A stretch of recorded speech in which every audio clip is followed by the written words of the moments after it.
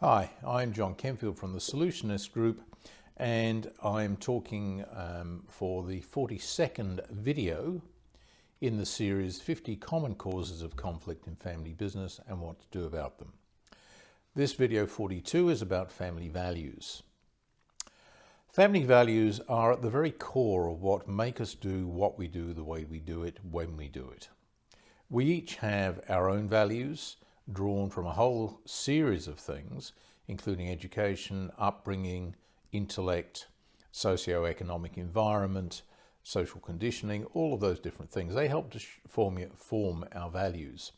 However, when we sit and do a values exercise with a family, we almost invariably discover that although there are massive personality differences between family members, the value set within a family is almost always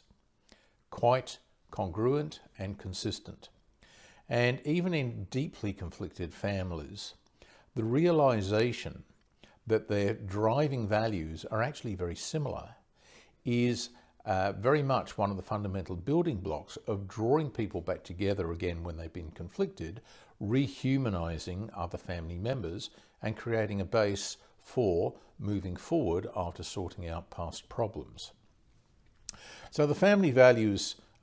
need to be examined, and one of the starting points for the development of any family plan is to first of all work out what are individual values, what are collective values, what are the goals of the individuals and the family as a collective,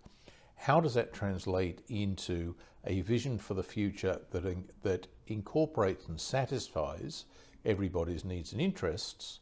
and then how do we build a plan that will achieve that.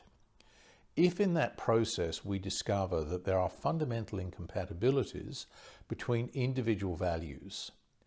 or that an individual does not subscribe to the family core values in a reconcilable way, then we've got a huge problem on our hands, because it means that we have fundamental differences, fundamental competitive conflict, fundamental belief system differences. Can that be fixed? Well, generally I would say as a solutionist, virtually anything can be fixed provided people are prepared to work at it. But if there is a core underlying difference in values, for example,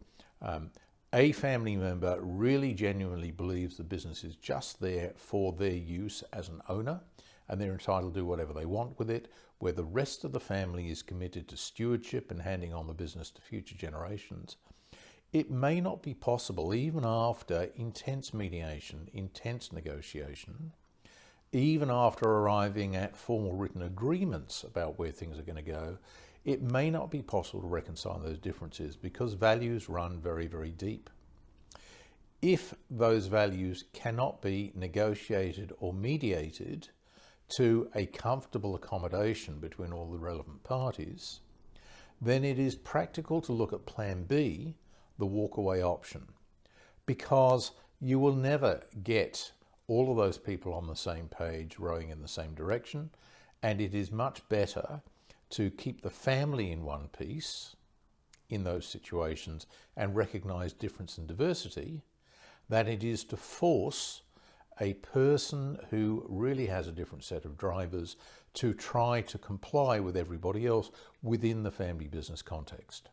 So our view would be that is one of the situations that simply cannot be resolved as people may have intended with a in-business solution, and instead we work up the family acceptable solution under those circumstances. If you found this video helpful, please share it with others and please come back for more in the series. Thank you.